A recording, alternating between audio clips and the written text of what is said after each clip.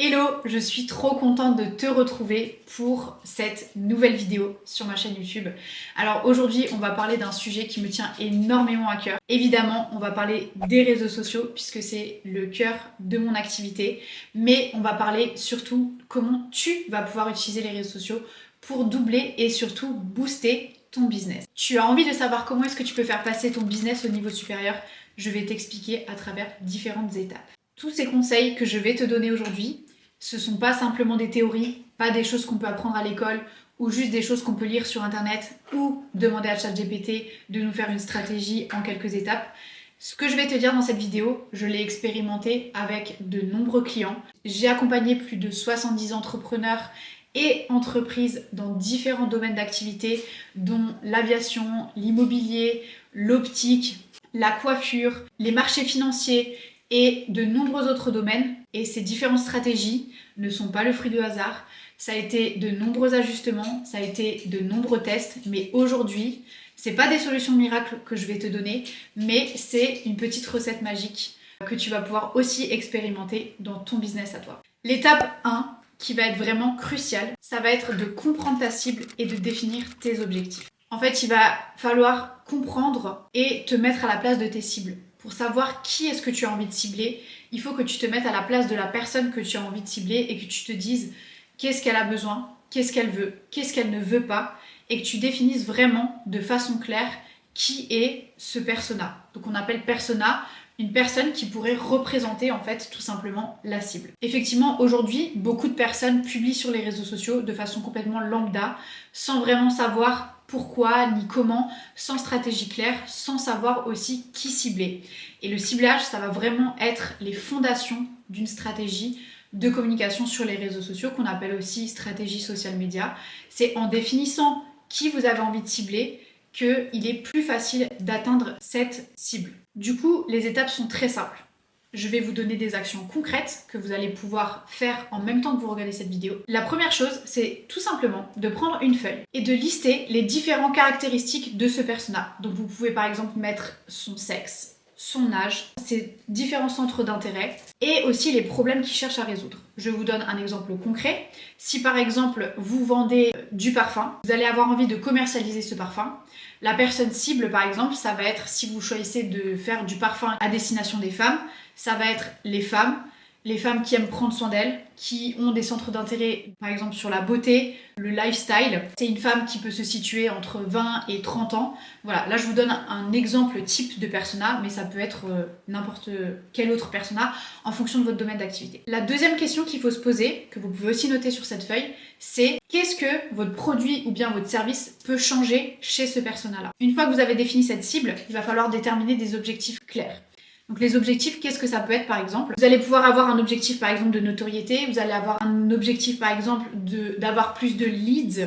Donc des leads, c'est par exemple des prospects que vous allez pouvoir convertir après dans un second temps en clients. Ou par exemple justement des abonnés que vous avez déjà, mais que vous avez envie de convertir en clients. Donc le but ici, ça va vraiment être de créer, comme je vous l'ai dit, un persona. Donc c'est un profil type et que vous allez pouvoir garder en tête. Ce qu'il faut vraiment se dire, du début jusqu'à la fin. À chaque fois que moi je crée du contenu, que ce soit pour moi ou pour mes clients, je me dis ok, à quoi je serais réceptif si j'avais la problématique clé dont mon produit répond.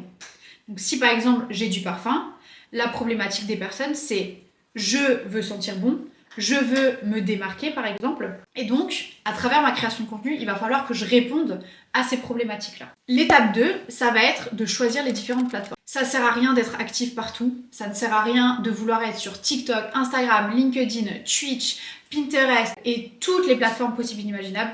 Aujourd'hui, si vous voulez être présent partout, vous êtes présent nulle part parce qu'il faut vraiment que vous concentriez votre énergie là où sont vos cibles. Et donc du coup, vraiment c'est inutile de fonctionner comme ça. Si par exemple vous avez une marque de parfum, votre cible elle va par exemple être sur Instagram, peut-être sur YouTube aussi, sur TikTok aussi, mais par exemple des réseaux comme LinkedIn ou Facebook, ça ne sert strictement à rien.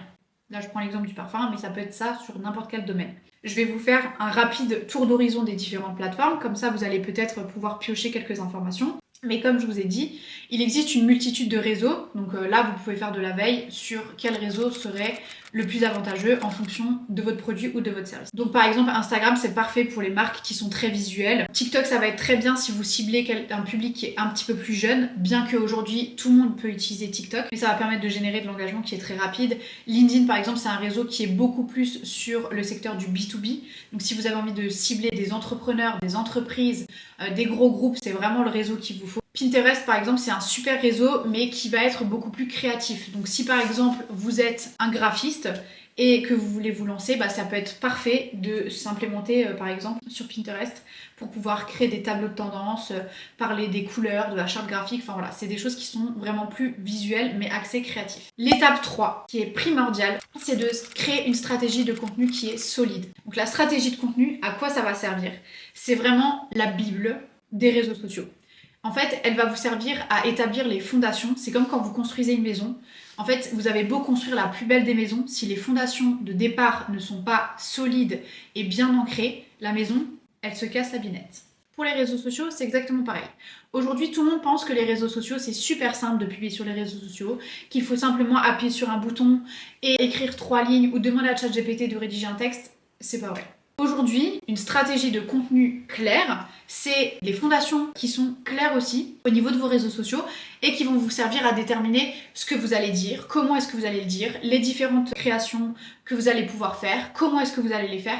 C'est vraiment comme une feuille de route qui va vous servir de A à Z et à chaque fois, c'est vraiment un document de référence sur lequel vous allez pouvoir en fait vous appuyer pour justement créer du contenu. Donc maintenant que vous savez où publier, la question c'est qu'est-ce que vous allez publier. Donc justement dans cette stratégie de contenu, vous allez pouvoir déterminer toutes ces choses-là. Donc dans un premier temps, vous allez pouvoir établir ce qu'on appelle un planning éditorial. Dans le planning éditorial, vous allez pouvoir mettre différentes typologies de posts. Vous pouvez faire un post qui est éducatif, donc vous allez apprendre quelque chose. Je reprends l'exemple des parfums, vous allez pouvoir parler des différentes odeurs que peut dégager un parfum, les différentes notes, les notes sucrées, les notes épicées, gourmandes, etc., etc.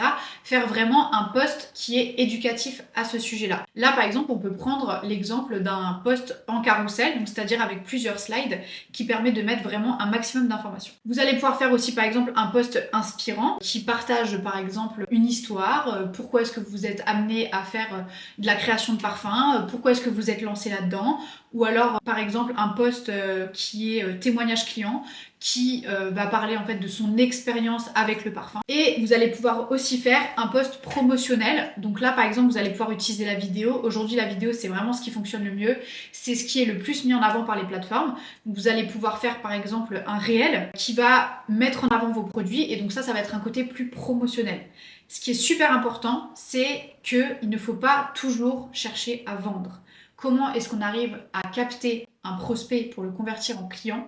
C'est en lui racontant des histoires, c'est en faisant du storytelling, en lui montrant des témoignages et des retours clients, en lui donnant des informations qu'il n'a pas forcément parce qu'il a envie de s'instruire. Aujourd'hui, les réseaux sociaux, c'est ça. C'est pas je vends du parfum, je vends du parfum, je vends du parfum, je vends du parfum. C'est je montre ce que mes clients pensent, je raconte mon histoire, je fais des belles images et je montre que j'ai un produit à vendre. Mais il faut passer par toutes ces étapes-là avant de vouloir vendre son produit à tout prix parce que sinon la cible ne va pas être réceptive. Ça, c'est super important. Je vous donne un petit tips en passant. Utilisez des réels trends. Donc, c'est ce qu'on appelle des formats assez courts où vous allez pouvoir donner de l'information. Donc, vous allez pouvoir ajouter en fait du texte. Donc, c'est des formats qui sont très très courts, quelques secondes seulement, où vous allez pouvoir faire un maximum de vues sur les réseaux sociaux. Ou par exemple, vous dites quel est l'avantage d'utiliser un parfum fabriqué en France? Et là, tout le monde se pose la question de pourquoi est-ce qu'il faut utiliser un parfum qui est fait en France. Sur la vidéo, on peut marquer « Je vous donne les informations en description ».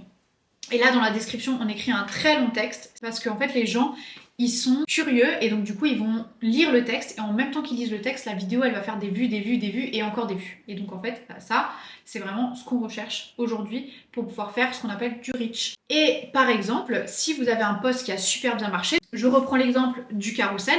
Si le carrousel sur les différentes notes des parfums a super bien fonctionné, et ben vous pouvez en refaire par exemple une vidéo. Il ne faut pas hésiter à faire ce qu'on appelle du recyclage de contenu. Pareil, une story par exemple qui a super bien marché, qui a eu un grand nombre d'interactions, il ne faut pas hésiter à en faire une vidéo qui sera publiée sur votre feed. Parce que ça permettra vraiment de capitaliser les vues parce qu'on sait que sur un autre support, ça a super bien fonctionné. Moi, par exemple, au sein de mon agence, j'ai sorti une vidéo la semaine dernière qui a super bien fonctionné. au sujet d'un tournage que j'ai fait avec un client, et bah du coup j'ai décidé d'en faire un post LinkedIn parce que j'ai vu que ça intéressait les gens, que le sujet était captivant et donc du coup je l'ai réutilisé en post LinkedIn. Je m'embête beaucoup moins sur la création de contenu parce que je peux réutiliser mon contenu parce que c'est pas forcément les mêmes cibles qui me suivent aux deux endroits et en plus bah, je parle de choses qui intéressent les gens et ça c'est tout ce qu'on veut. Et une petite astuce secrète que je vous donne, vous allez pouvoir utiliser en fait les questions que les personnes vous posent, donc que ce soit dans votre entourage ou sur les réseaux sociaux dans les commentaires, pour justement créer du contenu. Si vous voyez tout le temps une question récurrente qui vous pose la question de pourquoi est-ce que il n'y a pas d'alcool dans les parfums, vous allez pouvoir comprendre qu'en fait, bah, c'est quelque chose qui interpelle énormément les gens, qu'il y a beaucoup de gens qui se posent des questions, et donc du coup, bah, il faut en faire une vidéo ou un post carousel par exemple, ou une story. L'étape 4, c'est d'engager votre communauté. C'est bien d'avoir créé des réseaux sociaux, c'est bien d'identifier sa cible, c'est bien de créer du contenu, mais c'est encore mieux de pouvoir engager les personnes qui vous suivent. Justement, les algorithmes des différentes plateformes favorisent les contenus qui créent de l'engagement. Donc de l'engagement, qu'est-ce que c'est? L'engagement, ça va être par exemple quand on met un commentaire, quand on met un like, quand on envoie votre publication à un ami, quand on commente une story, quand on répond à un sticker par exemple sur une story. Et donc du coup, c'est super important de créer ce qu'on appelle des CTA, Call to Action. Et donc du coup, à la fin de chaque post, par exemple à l'écrit, de poser une question. Et toi, qu'est-ce que tu en penses de cette nouvelle fragrance? Il ne faut vraiment pas hésiter à utiliser les différents stickers d'engagement qu'il y a sur les stories Instagram. Donc par exemple, d'utiliser des sondages, d'utiliser les sections pour pouvoir poser des questions. Je vous mets des petits exemples juste ici à l'écran pour bien vous montrer de quoi je parle. D'utiliser aussi des liens pour renvoyer directement vers des pages internet. Tout ça, ce sont ce qu'on appelle des stickers d'engagement qui vont permettre de créer de l'engagement avec votre communauté. Il ne faut pas hésiter aussi à mettre des choses des fois pour qu'on vous pose des questions. Aujourd'hui, il y a ce qu'on appelle des lead magnets. Donc par exemple, vous pouvez dire dans votre création de contenu, donc que ce soit à nouveau en story ou sur les réels, vous pouvez dire si ce sujet t'intéresse, n'hésite pas à commenter parfum sous cette publication. Ce qui permettra aux gens, s'ils sont vraiment intéressés pour avoir par exemple donc ce qu'on appelle un lead magnet, pour avoir une ressource gratuite, donc par exemple un e-book sur comment choisir le parfum qui correspond à notre mode de vie, et ben du coup les gens vont commenter le mot parfum, ce qui va vous créer de l'interaction et du coup vous allez pouvoir envoyer directement en DM une ressource gratuite du coup à la communauté. Ça va permettre d'engager cette communauté, de la rendre vraiment super active et de vous booster au niveau de l'algorithme. Donc ça, c'est super important. Là, je viens de vous donner l'exemple d'un lead magnet, mais ça peut être simplement le fait de commenter, d'envoyer, de susciter vraiment à l'engagement. La 5e étape, ça va être d'analyser et d'ajuster en permanence. C'est super important toutes les semaines, voire tous les mois, d'analyser les performances, de regarder quelles sont les publications qui ont mieux fonctionné, pourquoi est-ce que ça a mieux fonctionné, de regarder en fait, par exemple, si vous vous obstinez à tout le temps faire des vidéos sur un sujet précis et qu'en fait vous voyez qu'il n'y a pas d'interaction dessus, qu'il n'y a pas de vue, en fait ça sert à rien de continuer à le faire. Il faut se renouveler en permanence, essayer de trouver des nouvelles choses à faire parce que ça ne sert strictement à rien de continuer à faire des choses qui ne servent à rien et qui ne rapportent pas de visibilité. Il faut que vous concentriez votre énergie là où ça vous rapporte des résultats. Parce que des vues c'est bien, des commentaires c'est bien, mais ce que nous on veut c'est générer de l'argent. Comment on génère de l'argent? On génère de l'argent avec des contenus qui intéressent notre cible. Si par exemple vous voyez que les photos c'est quelque chose où votre cible elle est super réceptive. Par exemple, moi dans mon business, je remarque que de mettre en visu des photos, des tournages, des différentes personnes avec qui je travaille, de mon mode de vie, ça fonctionne beaucoup mieux que de faire par exemple des réels, des vidéos où je parle de mes différentes offres. Et donc qu'est-ce que j'ai décidé de faire? J'ai décidé 2 fois par mois de faire ce qu'on appelle un dump, donc c'est un carrousel de plusieurs photos où je montre par exemple la vie de l'agence. Et ça fonctionne super bien. Mais je capitalise sur ça parce que j'ai vu qu'il y avait beaucoup plus de réactions sur ça. Donc c'est super important de regarder les résultats, d'analyser les statistiques, sans rentrer non plus forcément dans les détails et dans des calculs super compliqués, mais juste de regarder qu'est-ce qui marche, qu'est-ce qui ne marche pas et de réadapter la stratégie. Vous pouvez utiliser des outils de statistiques qui sont directement intégrés aux plateformes. Donc vous avez des outils quand vous êtes en compte professionnel sur Instagram, sur TikTok, sur YouTube. Si vous voulez aller plus loin, vous pouvez utiliser des outils comme Metricool par exemple, qui servent à planifier vos contenus de façon automatique et qui vous génèrent aussi une fois par mois un compte rendu personnalisé en fonction de vos différentes plateformes. Ce sera quand même de façon assez globale, il faudra aller plus dans les détails pour voir quels sont vraiment les concepts qui ont super bien fonctionné et qu'il faut réadapter pour le mois suivant. La dernière étape et la plus importante, c'est comment monétiser son audience. C'est beau d'avoir des followers, c'est beau d'avoir de l'interaction. c'est bien de vendre ses clients, mais on peut aussi monétiser son audience et je vais vous expliquer comment. Je vais vous donner une liste qui est assez longue de différentes choses que vous allez pouvoir faire pour monétiser votre audience. Bien sûr, vous ne pouvez pas tous les utiliser, mais je vais vous parler de différentes choses que vous allez pouvoir réadapter à votre business en fonction de votre secteur d'activité. Dans un premier temps, vous pourriez par exemple faire des partenariats et des sponsoring. Donc avec des marques qui sont liées à votre secteur d'activité. Donc par exemple dans le parfum, vous pourriez vous associer par exemple à une entreprise qui propose des box bien-être dans lesquels vous pourriez intégrer votre parfum et donc faire un partenariat et utiliser la visibilité en fait de chacune des marques pour pouvoir booster votre business. Vous pouvez aussi également activer la monétisation sur différentes plateformes. Par exemple, j'ai un client qui est dans le domaine de l'aviation qui a activé les monétisations sur ses vidéos YouTube. On poste une vidéo YouTube par semaine et il arrive à se générer un revenu qui est moindre par rapport à son activité effectivement, mais quand même un revenu qui est considérable par mois et ça c'est pas négligeable. Donc je vous invite vraiment à regarder pour activer cette option sur vos différentes créations de contenu. Donc du coup, le fait de créer du contenu, ça vous permettra dans un second temps aussi de générer de l'argent et de pouvoir le réinvestir dans un second temps dans votre business. Je vous conseille aussi de créer un podcast. En ce moment, c'est vraiment un concept qui a le vent en poupe.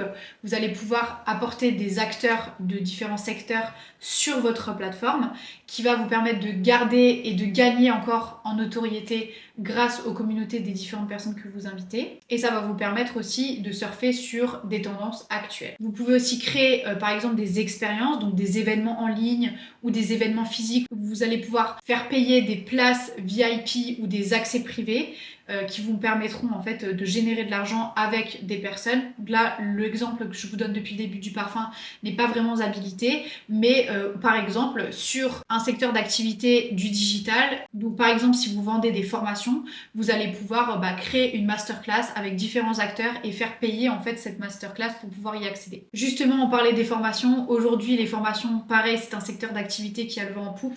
D'ailleurs, fun fact, j'ai créé ma propre formation pour apprendre à générer de l'argent grâce aux réseaux sociaux pour votre business. Je dis ça, je dis rien. Et donc du coup, effectivement, les formations, c'est aussi quelque chose qui marche super bien en ce moment. C'est super intéressant. Moi, j'adore faire ça, j'adore transmettre en fait mon savoir, apprendre à des personnes qui ont eu le même parcours que moi et qui passent aussi par toutes les étapes avec lesquelles je suis passée. Et ça peut être super enrichissant de pouvoir partager toute cette expérience-là. Par exemple, j'ai un client qui est dans le domaine de la conciergerie. Il a créé sa propre conciergerie à Dijon. Il gère plus de 70 biens immobiliers juste à Dijon.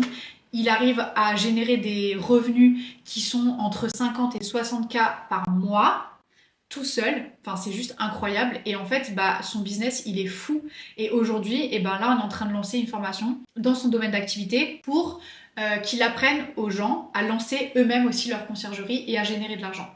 Donc de base, son business était sa conciergerie et en fait il a vu que ça marchait tellement bien et qu'il avait envie de montrer aux autres comment faire et donc du coup il a créé une formation pour apprendre à ouvrir sa conciergerie et donc du coup ça va lui permettre de générer encore plus de revenus. Et je vous donne 3 derniers exemples. Par exemple, vous allez pouvoir créer une boutique en ligne de merch, donc avec par exemple des pulls, des goodies à l'effigie de votre domaine d'activité ou de votre business, mais aussi des e-books par exemple que vous pourrez vendre en ligne pour répondre à une problématique.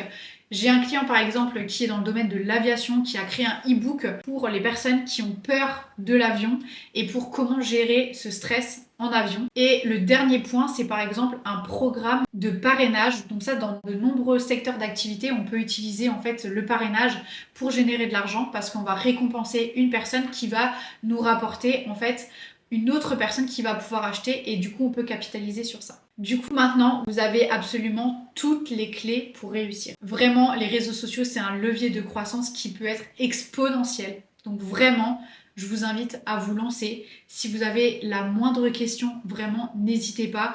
Je vous l'ai glissé un petit peu avant, mais je propose des accompagnements du coup, soit en one-to-one pour vous accompagner du coup sur votre lancement sur les réseaux sociaux pour faire exploser votre business. Et je propose également une formation en ligne pour se former en 5 semaines seulement aux réseaux sociaux pour pouvoir les utiliser pour promouvoir votre business, chose qui vous coûtera beaucoup moins cher que de déléguer entièrement votre communication et au moins vous avez la main prise sur ça. Voilà, si vous avez la moindre question, surtout n'hésitez pas, je me tiens à votre disposition dans les commentaires.